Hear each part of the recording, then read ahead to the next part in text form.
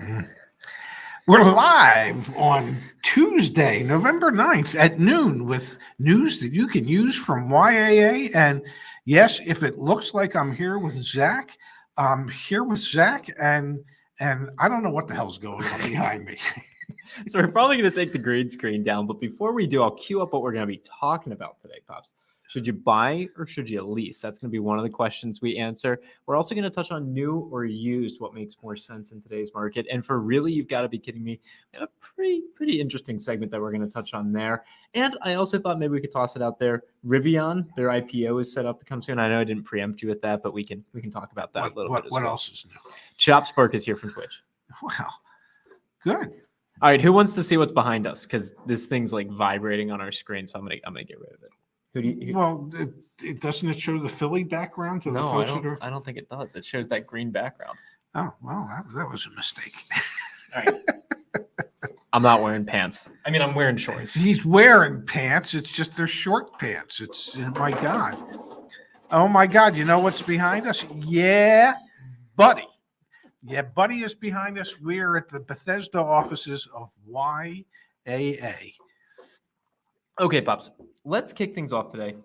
Should you buy or should you lease? And the correct answer here is yes, you should not do either right now. But if you are in the market, what's your take on that? We haven't talked about it in a little bit. I'm curious what you think. Well, I'm guessing that in today's world, it still makes the most sense to lease because in 3 years, hopefully, whatever the new normal is, we've returned to some sense of normal.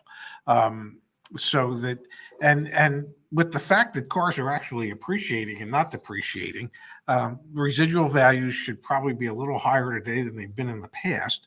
And so there shouldn't be quite as much depreciation on a lease that you would be paying for as you would have in the past. We have access to some stuff here at YA. One of the pieces of information that we have recently is this thing called PVI, the Payment Value Index. It comes from a company called MarketScan in this space, and we had to pay to get access to it. And it's really interesting. I mean, I'm not going to share it on the screen right now, but I'm looking at it with my dad. We have this currently set to like both lease and finance deals. And it's like this, actually, you know what? I always say I'm not going to share the screen. I'm going to share. What am I He's going to share the screen. All right, whatever. Let's see what happens. He's a sharer. On the share. So we put it in national market, all vehicle classes, deal type both, 36-month term, 720 credit score, 5% cash out. Look at this deal type column. There's not a single deal over here where they're saying, oh, you know what? The deal is the deal's on a purchase. They're not saying that. Right now, when it comes to buying or leasing, you shouldn't do either. But if you need to get a car right now, yes, a Hyundai Ioniq Electric, you can get a payment down at $240 a month. And this is on a national basis. If we were to, I don't know, just can you put it in for where we are? I don't know, Bethesda. I don't know if I have a Maryland option here, but let's do Hightstown. We've got some family that lives in Hightstown, New Jersey. There you go. The average payment in Hightstown, New Jersey on that Hyundai Ioniq goes down to $208.79. God knows, I think I'm going to Hightstown to get an Ioniq. And that's likely because of some regionalized incentives and things like that. Yes. But, you know, even the Hyundai Kona, you know, a $42,000, almost $43,000 car for $269 a month. That's a pretty damn good deal. Obviously, these must be taking advantage of some of the electric vehicle incentives that are out there. But you see, actually, you got like Toyota Tacoma lease here, yeah, you know, where best payment is all the way down. AKA Taco, from what I've learned. Yeah. Taco, yeah. You know, Taco. It is Taco Tuesday. Civic Type R, Hyundai Tucson, Ford Ranger, Hyundai Sonata, Buick Enclave. These are all showing up here on the PVI index. That's what this number is over here. Best payment option. So, you know, it is worth mentioning that this isn't our data per se, but like what we're seeing in the industry is like, yeah, there's still better lease options than buy options right now if you have to do it. Yes. And you know, we've said it before. If you don't have to buy a car, don't. You know, don't buy cars. What is our website? Stopbuyingcars.com. You know, because everything is market driven. And if people are still out there willing to spend the money at these high prices, then the dealers are going to continue to ask these high prices. So if you absolutely must get a car, it would make more sense today, based on information that we have available, to lease some of these cars than it would be to actually purchase and finance these cars. Now, what about the factory order route? I mean, we're still hearing of people getting factory orders at MSRP, or sometimes even there's some Ford deals right now where you can get it under MSRP. What's your take on that as an option here? If you need a car, but you might be able to wait, I don't know, 6-8 months for it, because that's my concern with the factory orders. You don't actually know when it's going to come. Well, A, you don't know when it's going to come, and B, if you're looking at a lease or a purchase, nobody can tell you what the lease is going to be when that vehicle might get here 6 months from now, because they haven't established what their residual values and money factors are going to be at that particular point in time. So there are drawbacks in that sense to when you order a car, because you just don't know what the market's going to be on leasing or financing, because if the world goes to hell in a handbasket, interest rates could go up, and the next thing you know, we're looking at 5% and 6% interest rates instead of 3 and 4. Yeah. Justice here in the chat. Justice, thank you for this. Ford and Jeep can be often, not always, gotten for invoice. That's a really good point. Yes. Daniel Huckabee here in the chat bought my Jeep Cherokee in November 2020. MSRP 41,000, got it for 31,000. So yeah, I mean, there are still some. That's not happening today. But no. But I mean, things look a lot different today than they did a year ago. That's for sure. Oh, absolutely. Yes. So let's switch gears really quick and let's talk about new versus used. And also an idea just pops in my head. It's like our daily show, but we're together. So we should definitely take just one phone call during the next, 20, 30 minutes. I'm throwing that out there. We're going to take a phone call. That's great, but you don't have my headphones. I've got your headphones right here. I can just plug them in. Oh my God. Right here. There you go. Yeah. Right there. I suppose we can do that if we need it. Sure. And actually here, we'll answer Family Ocean's question first. I have one lease payment left on my MKC. Our plan is to buy it at this point. I don't think we would have any other options. I think that's pretty spot on. That is pretty spot on. The only other thing you could do with it is you could try and trade it, as opposed to if you wanted to get another vehicle, and trade it instead of just turning it in as a lease and turn in, because if it would have more value as a trade than as just a lease turn in. The issue obviously being you then need to buy or find something else. Yes. But my guess is that the residual value that you're going to have to pay for that vehicle is a good 25 to 30% or more below what its real market value is. Yeah. So let's touch on this. We haven't talked about it in a while. New or used? If you were in the market right now, Pops, which one would you do, new or used? I would do new, because new is going to be somewhat closer to reality as far as initial cost.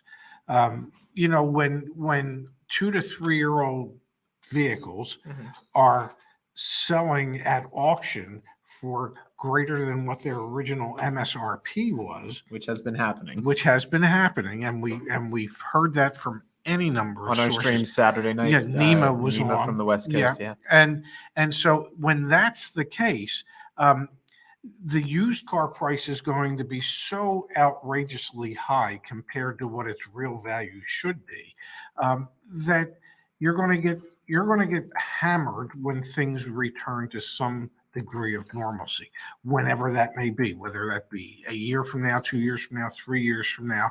But if you ended up financing a pre-owned vehicle for 5 or 6 years, and then the market suddenly corrects itself 3 years from now, well, you're going to be the proud possessor of a tremendous amount of negative equity. The hope by leasing is that 3 years from now, the market will have returned to some sense of normalcy in comparison to what history has indicated these markets should be. And you'll be free to start over again. Your obligation will be over. So you're still leasing a new car? If I were getting a car, that's the way I would go. To me, that just makes the most sense in this type of market. I would rather lease it and be done with it in 3 years, knowing that I can start fresh with zero, rather than having, say, 3 years left on a car that I truly overpaid for. And now I have just gobs of negative equity that I won't know what to do with, that I can't roll into my next car, that never makes sense to roll into any car anyway. Yeah, that's the tricky thing. Another component with if you were to buy a used car right now is what we're seeing and hearing are the used cars that actually make it to auction and then are getting sold at dealerships rougher and rougher condition. Yep. And so that would be a concern that I would have, is making sure that it's like in decent condition and I'm not just picking up a clunker essentially. Exactly. Yeah. Exactly. And the other thing to bear in mind here are kind of like those loan to value ratios. They're super out of whack on finance deals right now. Super out of whack. Yes. And I gotta believe that auto insurance rates are gonna have to go up if all I these still can't believe that our extended warranty quotes, we run quotes every single day. They don't- haven't gone up. well, don't say it. I'm You surprised. keep saying it.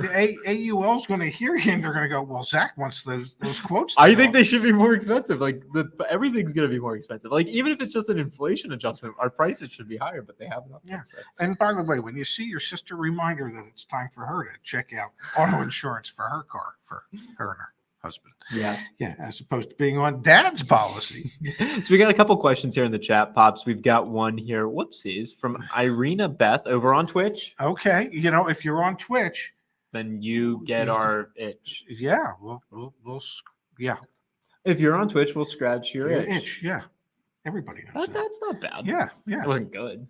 Yeah, well, for the spur of the moment. Yeah. What if you buy a new car from a dealer who is not marking up above MSRP? You probably get, I'm going to assume, Dad, you probably get the Raychevska stamp of approval if you pull that off. Yes. And that would be great, So, yes. But, don't forget, 15, 18 months ago, people weren't paying MSRP for cars. They were paying well below MSRP for cars.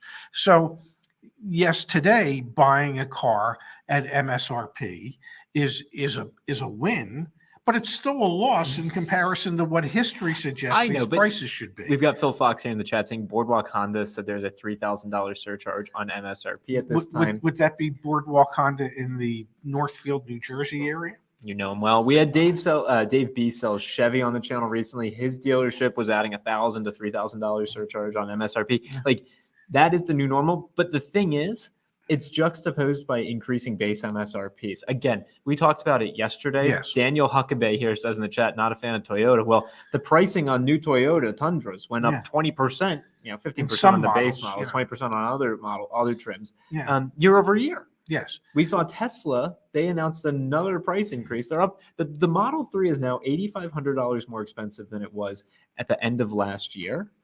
The Model Y is $9,500 more expensive. The $8,500 on the Model 3 equates to a 23% increase since December of last year. The Model Y, it's a 20% increase in base MSRP. So what we're seeing is if you're not paying dealer markup or additional dealer markup or surcharges or market adjustments, you're probably still gonna take it next year if you're waiting then, because the MSRPs are just gonna be so much higher. But that actually might make a heck of a lot more sense than paying for it with the additional dealer markup now, because the resale value, the depreciation curve starts from MSRP. It doesn't start from the original MSRP plus you paid $5,000 in quote unquote market adjustment. Yeah. So 3 years from now, when you go to sell that used car that you paid $5,000 in market adjustment for, no one's really going to care. But 3 years from now, if you bought a 2023 model year vehicle that the MSRP was 20% higher than the prior year, the depreciation curve starts higher. Yes. These are things to factor in as you're going through this process. Yeah. Okay, let's see here. Hey, I was right. It's the Atlantic City area on Boardwalk Honda. Of course it is. I remember when it was Sussman Honda. That was probably a long time ago. 1977. Wow. Okay, here's what I'm going to do. I'm going to pull up on the screen the phone number. Let's take at least one phone call while we're here in the office together. I think that'd be quite fun. So I've got that queued up. Let me toss on my headphones so that I can listen. These are going to be yours. Okay. I always love watching you. Yeah, struggle with this. So if you want to call in, we're just happy to chit chat. Want to answer a question? It's daily news you can use. Yes, please, somebody call in. Also, I probably should have checked the volume before we did this, but why? That's don't you worry about the volume. I'll just break everyone's ears, including our own. Yeah. There we go. That'll turn it down. In the meantime, let's see here. We've got from Irina Beth, I placed a payment hold from my local San Diego Lexus for the 2022 NX. I will most likely not have the car until March of 2022. Yeah, Wow. that sounds about right. Jeez, that's a long time to have to wait. If you're placing an order like that, though, it's Yeah. super important that you're getting the signed buyer's order. Absolutely. Because the We price talk is not about the it all the price time. until you actually sign that. Yep. Yeah. And then we've got here from MPGXSVCD. They are going to mark up the interest money factor if you lease it. That will make things worse. Financing. Well, Make it worse than financing. Well, I suppose you can do your best to negotiate the money factors. Yeah. Okay. Dealers are free to mark up money factors, and just like on a finance deal, you have to walk in and say, by the way, what's the buy rate for the money factor? How much over buy rate are you trying to charge me? We've got a phone call, Pops. We got it. Hey, you're on with YAA. What's your name? Where are you from? And what can we do to help? Daniel Huckabee, and I'm from Gaylord, Michigan. Hey, And, how you guys doing? doing well, Daniel. Yeah, see you in the chat here. So, yeah, thanks for calling in. What are you seeing in the market in your area? Just lack of stock, really. But my question was, have you guys heard more about the magnesium shortage? I know in the chat yesterday, somebody said the production had ramped up because I had worked, for a supplier for the big three. So. Yeah, so I was looking at there was a recent article yesterday from Reuters, and we got to update it back on the YAA website. But the headline was automakers say magnesium shortage, not a problem for now. So who knows if that's positioning or if that's just, the truth. Can I remind the world that manufacturers said at the beginning of the year that chip shortage wasn't an issue either? So what's interesting though about the magnesium shortage is it's caused by essentially government mandated power controls in China. Like that's essentially what's going on. Is like they don't have enough coal to power the country, so they're putting lockdowns in place essentially, so you can't use as much power. And 85% of the world's magnesium comes from China. But automakers are saying it's not an issue for now.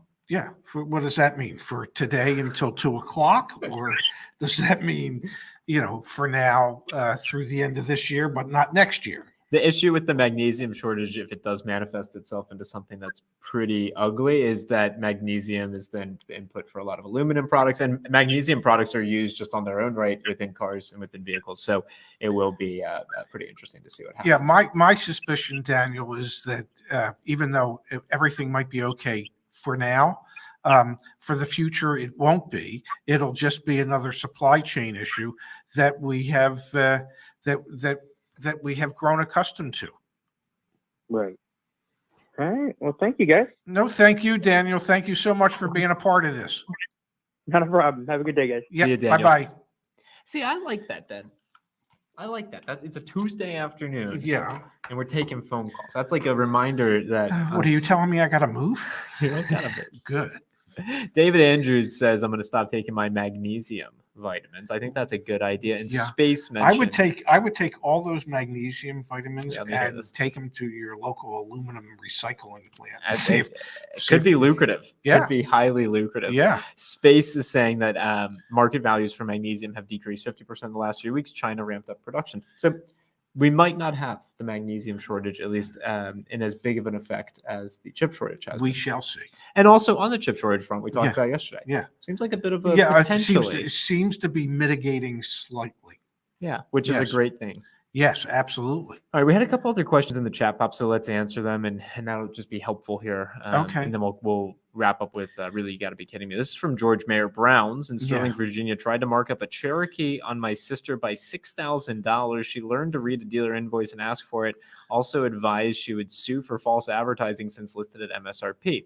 So this is interesting. What are your take on this? Most dealerships are adding these types of additional dealer markups, but they are still advertising like really aggressive prices. Mm-hmm. That's honestly just kind of how this industry works. Like it is. It has. This has been going on for as long as I can remember in the automobile industry. Yeah. Occasionally, there's a state that will slap the wrists of a dealer for having participated in these type of mislabeled advertising. What was it? The CPD or which group? There was some government group that put out a huge report on like how confusing it is for consumers to navigate, the auto finance. And Consumer Reports recently had a whole article on this too. It's the problem is, if I may be so bold, is that nobody's ever held accountable. It's not like the people that make up state legislatures don't buy cars.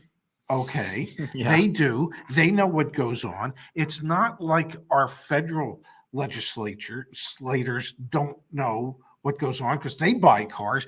Everybody knows, but nobody is ever willing to do anything about it.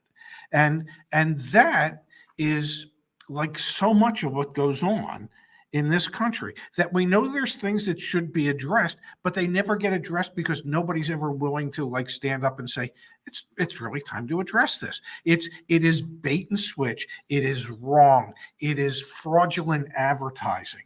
And yet state departments of consumer affairs and state attorney generals, they allow this to go on and it never really gets addressed. And honestly, the false advertising is probably like the least of the issues right now in the state of Texas. We've talked about it quite a bit. We really should have done you got to be kidding me for this. Yeah. State of Texas, we've got dealerships that are refusing to sell you vehicles unless you finance through them. Yes. Then they won't take your cash. Yeah, they won't sign a check, won't take it. Yeah. Then recently we got from a dealership in Idaho, if I'm not mistaken. Yeah, Edmark Toyota. What was it? The return. I don't. It was essentially the customer had to finance through the dealership Yes. at 5.9%. And if they refinanced or paid off the loan within 6 months. Before 6 months. Yeah. Then they were gonna come after the customer for $2,000. Because the dealership gets a chargeback. Yes. And I, These are things you had never seen or heard of. You've heard of and seen the false advertising. Go to cargurus.com. The whole freaking thing is full of false advertising. That's go to most dealers' websites and their new car pricing is false. I don't want to say it's okay because it's not. It's not okay. But like, it's not that bad compared to some of these things we've seen. It is that bad. Yeah, it's pretty bad. If you're willing to say, oh well, we know what's going on and we know it's not right. We know these aren't the real prices. Well, that doesn't mean it's okay. That means we've just grown accustomed to it and we're willing to accept it. And we should not be willing to accept it. Consumers should not be willing to accept it. State legislators should not be willing to accept it. Federal legislators should not be willing to accept it. Attorneys general should not be willing to accept it. Just because we've accepted it doesn't make it right, doesn't make it acceptable.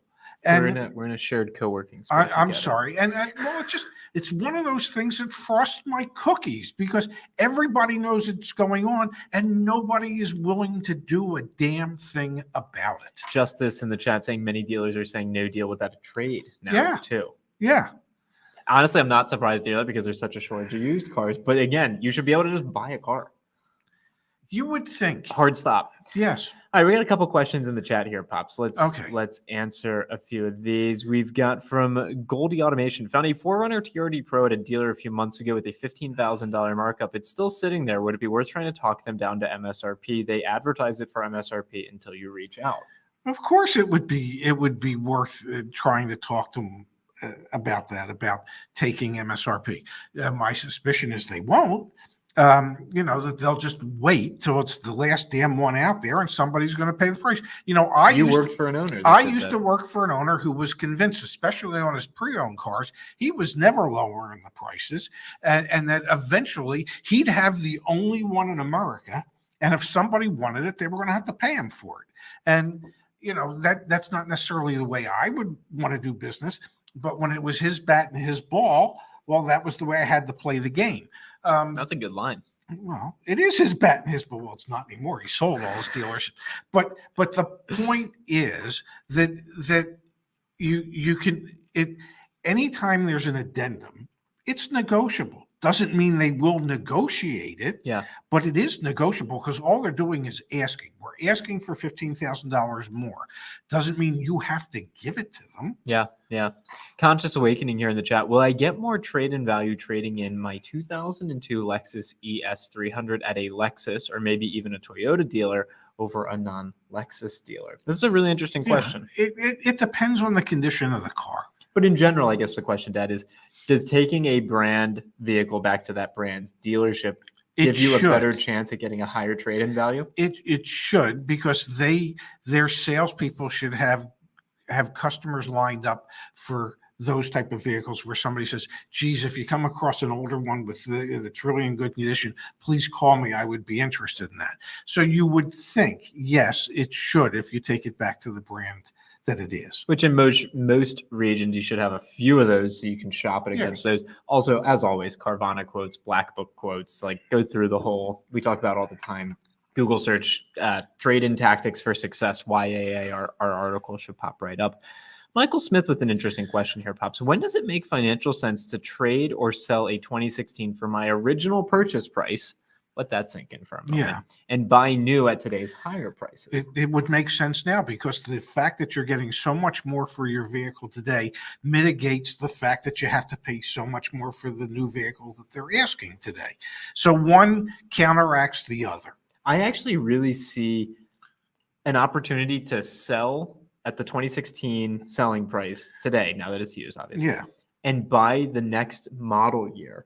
Not like a current new, like place an order for like a next model year that's at the higher MSRP, because you're, again, resetting kind of where on the depreciation curve you are, versus like a 2022 sitting on a dealer's lot right now with a $5,000 additional dealer markup. Don't do that. I think what I'm saying is, what I'm trying to communicate is, but you might be able to, it still might make sense to do that if you're getting $4,000 or $5,000 more for your car than it would have normally have been worth. My point being, you're still ending up paying MSRP. Okay, yeah. So long as you end up paying MSRP, you're essentially swapping out of a 2016 to buy a car again. Like that makes sense to me. Yes. This is crazy. Yes, it is. Okay, we've got from Irina Beth here. Again, you're on Twitch. We'll scratch. Don't like that. We'll scratch your itch. I don't like that. Really. When you mentioned leasing was the better option for a new vehicle, and then in 3 to 4 years, your move on to the next, do you predict by 3 to 4 years time car prices may regulate? And I want to like reiterate that last piece. Will cars depreciate again in 3 to 4 years? I would think they will. Yeah. Now, is there a guarantee that they will? No. I mean, is anybody really good at predicting the future? Only to a certain degree. Yeah. And usually we rely on looking back at history to try and predict what the future will be. And historically speaking, up until the last 12 to 15 months, cars have been a depreciating asset, and you would think that they will continue to do that in the future. But if you lease a car now for 3 years, you're at least giving yourselves 3 years time for that to happen. Yeah. So and the bet would be that it will happen within 3 years, and so that you should find yourself in a better position because you did that, as opposed to somebody who might have purchased the car and still has 3 years left to pay on it, and that loan was based on paying way too much for the vehicle that has now been recalibrated to what history would suggest it should be worth. Jesse has a question. How much is the difference in dollars on a vehicle now from last year? Jesse, we just put out a video yesterday talking about Toyota's MSRP price increases. And back on the YAA website, we actually have a heck of a lot of research on this. If you just go to the website, then click on guides, we've got a bunch of research on that. And Pops Jesse says, I love their cool relationship. Well, give me a hug. Give me a hug. That's only because one of us is cool. And I'm hoping he gets to be that way someday. Irina Beth says, you gentlemen have been wonderful. Thank you. Thank you for being here, Irina. If you can share us on Twitch, I don't know how that works. My dad doesn't know how that works. We're up to 55 We're up to 55 Twitchies. Yeah. So if you can share us on Twitch, I don't know how that works again. Yeah. I'm very confused. Let's keep answering the chat. We're answering a lot of questions here. Let's keep going through it. We've got another Twitch thing from Brain Twitchy. Basher. Yeah.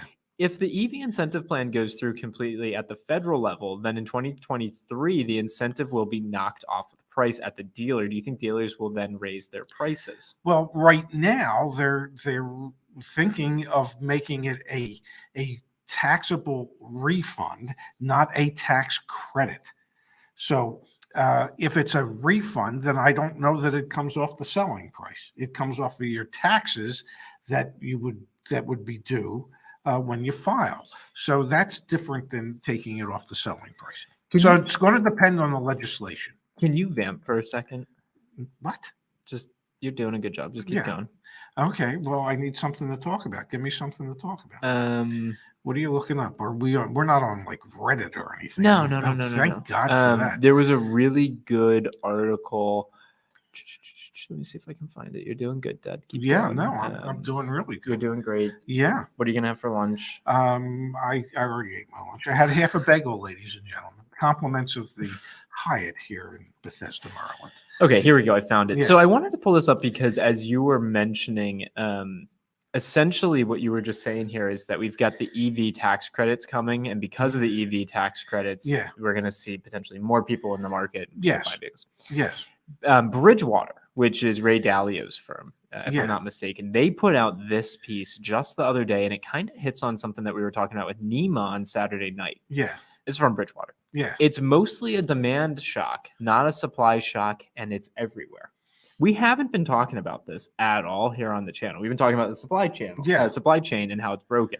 This is a piece from them saying it's not just that, it's actually literally The a demand. Yeah. And what's fascinating here is we're going to be moving into tax refund season, plus Yes. infrastructure bill getting passed, plus relief, plus EV tax rates.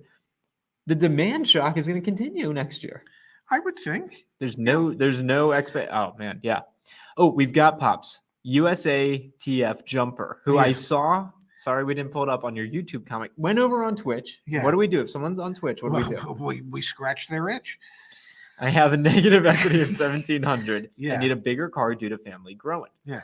Should I pay the equity off with an offer of 28,000? Can I get a lease deal? So let's talk about negative equity and a lease deal. How do you handle that? Well, you could roll the negative equity into the lease deal because at the end of 3 years, it's going to be gone. And that way you don't have to take the money out of pocket to do it. You're just doing it on a monthly basis. There you go.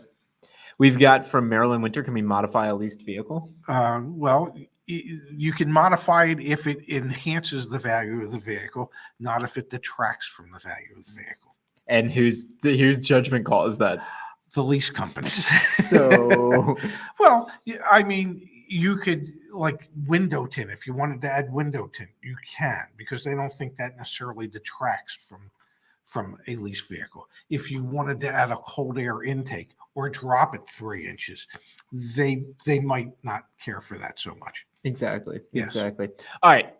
That's been 30 minutes. That's a Okay. daily show. Yes. Didn't have too much news to share today, but I'm glad that we were able to go through the chat. We've got Yes. Michael Demers here. Should I trade my 2018 RAV4 for a new Tacoma? Yeah, that sounds pretty good. Your RAV4's never been worth as much. Yeah, and your Taco Tuesday will never cost you more. Jason Boyle says, are the lease residual values at the end of term factoring in the current market values, i.e., are they inflated like current prices? I don't believe that they are. No, not yet, but we are seeing money factors move yeah. considerably. I think if this continues much longer, then we might see that. But you know, these residual values are based off of historic values, and But also, you these know, leasing but- companies but- don't want to be, Yeah, losing but- a bunch of money. Yeah, but the reality is that, you know, there's a much longer history when things are normal than there is of this 12 to 15 month period of time that we've had. Yeah. To think that, well, this is going to extrapolate out well into the future. I don't know that they're ready and willing to accept that yet. One final question here. Driver's line. What should I do if the dealer says that they do not use Black Book for my car's appraisal? Well, you should say maybe you should, but you know, not everybody does. You know, they Get some probably- quotes from Carvana Yes. and Vroom. That'll help build a case for what your vehicle's actually worth. Yes. Get third-party sources that would actually write you a check so that you have a better understanding as to what its current value might be. Okay, a couple things and we're wrapping. Joinyaa.com/community. Join the community forum. Joinyaa.com. Get a quote for the extended warranty. We're able to offer monthly payments on that now, or flat markup still. Get a phone call with Miss Kimberly Klein or Candace on the team as well. Yes. We're here to help with those. And our listings and inventory search. Coming soon. Arash was just demoing it to me on his computer. You want to go see? Do I have to? Yes, Yes, I do. I mean, yes, I do. it's coming soon. It's coming Yes, soon. yes. Thanks everyone for being here. We'll be back again tomorrow, and glad to be by your side, Pops. Well, I think we'll do a by your side tomorrow as well. Sounds good to me. Okie dokie. Thanks, Hanson. See you guys. Bye bye, everybody.